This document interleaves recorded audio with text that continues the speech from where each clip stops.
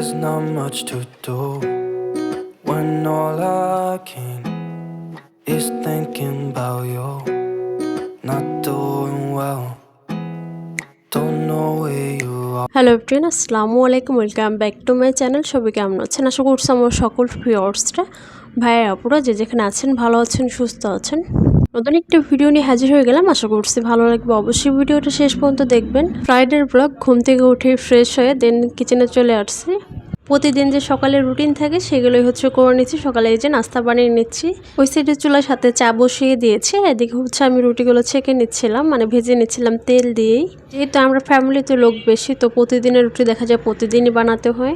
অল্প লোক হলে কিংবা দেখা যেত 2 থেকে 3টা রুটি ভাজলে দেখা যেত একবার অনেকগুলো ভেজে তারপর হচ্ছে ডিপ ফ্রিজে কিংবা নর্মাল ফ্রিজে কিন্তু সংরক্ষণ করে রাখা যেত। বাট যেহেতু অনেকগুলোই ভাজতে হয় আমাদেরকে, এর জন্য দেখা যায় প্রতিদিন এটা প্রতিদিনই ভেজে থাকে। আর সাথে হচ্ছে চার সাথে হচ্ছে এখানে বাটার নিয়ে নিয়েছি। আইনের বউ বাসায় ছিল আর সে হচ্ছে যে রুটি হচ্ছে এখন বাটার দিয়ে খাবে। বাটার দিয়ে না খেলে অবশ্য তাকে ডিম ভেজে দিতাম। তো সে হচ্ছে এভাবে বাটার দিয়ে তারপর হচ্ছে একদম মিক্স করে পরোটার সাথে মাখিয়ে তারপর হচ্ছে খেয়ে থাকে। আর তার সাথে সাথে আমাকেও খেতে হয়, দেখেই হচ্ছে লোভ লেগে গিয়েছে। তো যাই হোক, এরপর হচ্ছে যে মেয়েকে হচ্ছে খাইয়ে দিয়েছে, এখন হচ্ছে খেলনা দিকে দিয়েছি সামনে, এখন হচ্ছে খেলাধুলো করছে একটু বসে বসে। আয়াত বুড়িকে হচ্ছে আগামী 3 থেকে 4 ব্লগ আর দেখতে পাবেন না, মানে ওর হচ্ছে চুল ফেলে দেবো, তার জন্য আর ভিডিওতে দেখাবো না। ছেলে মানুষের চুল ফালানো ঠিক আছে, বাট মেয়ে মানুষের চুল ফালানো দেখতেও কিন্তু ভালো লাগে না। ওর জন্মের পর জাস্ট একবার ফেলেছিলাম আর এখন হচ্ছে আর একবার ফেলবো। এর জন্য যা দেখার আজকের ভিডিওতে হচ্ছে দেখে নেন বুড়িটাকে। তো যাই হোক, এরপর হচ্ছে যে দুপুরের জন্য রান্না করব। এখানে হচ্ছে খাসির মাংস ছিল, তো আমি হচ্ছে খাসির মাংস নিয়ে নিয়েছি আর ছোট ছোট পিস করা ছিল। এগুলো হচ্ছে দুপুরে রান্না করব আর সাথে হচ্ছে ডাল রান্না করব। ফার্স্ট অফ অল এখানে হচ্ছে মাংসটাকে আমি ভালো করে পরিষ্কার করে নিয়ে নিয়েছিলাম আর হচ্ছে একটু লেবু দিয়ে তারপর হচ্ছে একটু ভিনেগার দিয়ে এগুলো দিয়ে হচ্ছে ভালো করে আমি ধুয়ে নিয়েছি। দেখা যায় খাসির মাংসতে কিন্তু একটা স্মেল থাকে। তো যাই হোক, এরপর হচ্ছে একে একে সব মশলা কিন্তু এখানে অ্যাড করে দিয়েছি। ধনিয়া গুঁড়ো, মরিচের গুঁড়ো, আদা বাটা, রসুন বাটা, হলুদ গুঁড়ো, মরিচ, তারপর হচ্ছে গরম মশলা, তারপর হচ্ছে জিরার গুঁড়ো, সব কিছু অ্যাড করে দিয়ে তেল দিয়ে লবণ দিয়ে সব কিছু দিয়ে এখন হচ্ছে হাত দিয়ে ভালো করে হচ্ছে আমি মাখিয়ে নিচ্ছি। প্রায় অনেকটা টাইম নিয়ে আমি হচ্ছে আলতো হাতে তারপর হচ্ছে মাংসটাকে ভালো করে হচ্ছে মাখিয়ে নিচ্ছি, যাতে মাংসের ভিতরে মাখানোর সাথে হচ্ছে সব মশলাগুলো অ্যাড হয়ে যায়। মানে যখন মাখাচ্ছিলাম তখনই কিন্তু খুব সুন্দর একটা স্মেল আসতেছিল মশলা সব কিছুর থেকে। তো যাই হোক, এরপর হচ্ছে যে চুলাতে বসিয়ে দিলাম। এখন হচ্ছে ঢাকনা দিয়ে বেশ কিছুক্ষণ রান্না করে নিব। ওই সাইডে হচ্ছে ডালটাও কিন্তু প্রায় হয়ে আসছে, তারপর হচ্ছে ভাত বসিয়ে দিব। আপনাদের সাথে সবসময় একটা তরকারির রেসিপি কিন্তু শেয়ার করি, কারণ দুপুরে দেখা যায় একটাই তরকারি করে, আবার দেখা যায় রাতে আবার অন্য কিছু করে ভাজি কিংবা ডিম ভাজা কিংবা ডিম ভুনা, মানে বিভিন্ন রকমের একটা রাতে করে থাকি। এর জন্য দেখা যায় দুপুরে একটা তরকারি করে আর সাথে ডাল, আর রাতে হচ্ছে অন্য কিছু করে থাকি।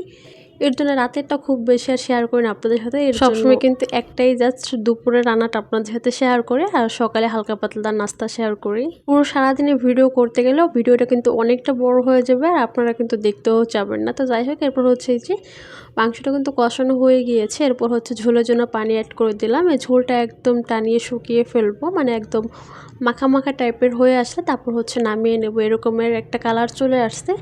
আর যেহেতু আমাদের বাসাতে একটু ঝাল খাই, এর জন্য কালারগুলো কিন্তু একদম লাল টকটকে হয়ে থাকে। আর নামিয়ে নেওয়ার আগে হচ্ছে একটু জিরার গুঁড়ো দিয়ে তারপর হচ্ছে নামিয়ে নিয়েছে। দেখেন প্রায় 2টা বেজে যাচ্ছে। আমাদের বাসায় হচ্ছে একদম 2টার আগে হচ্ছে সবার খাওয়া দাওয়া শেষ, মানে 12টা 12:30টার ভিতর হচ্ছে আমাদের রান্নাবান্না শেষ। তারপর হচ্ছে 2টার দিকে হচ্ছে সবার খাওয়া দাওয়া শেষ দুপুরে। 2টা থেকে আর উপরে যায় না, জাস্ট আয়নার আব্বু দেখা যায় 5টার দিকে আসে অফিস থেকে, তার জন্য হচ্ছে একটু লেট হয়। আর টিফিন ওরকমের নিয়ে যায় না, জাস্ট হালকা পাতলা দেখা যায় বাইরে নাস্তা করে থাকে আর সকালে জাস্ট খেয়ে যায়। তো আজকে তো ফ্রাইডে ছিল, ফ্রাইডেতে তো বাসায় ছিল সে। এরপর হচ্ছে বিকেলের দিকে রেডি হয়ে গিয়েছে, এখন হচ্ছে একটু বাইরে যাবো, যেহেতু আয়নার আব্বু একটু বাসায় ছিল আর মেয়ে হচ্ছে একটু বাইরে যেতে চাচ্ছিল, তো ওকে নিয়ে হচ্ছে বাইরে যাবো। এর জন্য আয়নার আব্বু যেদিন বাসায় থাকে ওদিন হচ্ছে ওকে নিয়ে বের হয়। আর আজকে হচ্ছে আয়নকে হচ্ছে বাসায় রেখে যাবো, যেহেতু বাইকে যাবো, বাইকে 4 জন বসতেও কষ্ট হয়ে যায়। এর জন্য জাস্ট আয়াত বুড়িকে হচ্ছে নিয়ে যাব। আর সে হচ্ছে আমি যেহেতু বোরকা পরেছি আমাকে দেখে মানে আমার কোলে আসার জন্য খুবই ফালাফালি করতেছিল, মানে বাইরে আসে সে খুবই এক্সাইটেড হয়ে থাকে। ওর বাসা থেকে বাইরে বেশি ভালো লাগে, বাইরে মানে গাড়ি সব কিছু দেখে, লোকজন দেখে খুবই এক্সাইটেড হয়ে থাকে। বাট যদি আবার কারো বাসায় যাই, অচেনা কারো বাসায়, তখন আবার কান্নাকাটি করে। আর আমরা হচ্ছে একটু পল্লিমারি দেখে এসেছিলাম, এখানে এসে একটু হাঁটাহাঁটি বসেছিলাম, এই তো জাস্ট।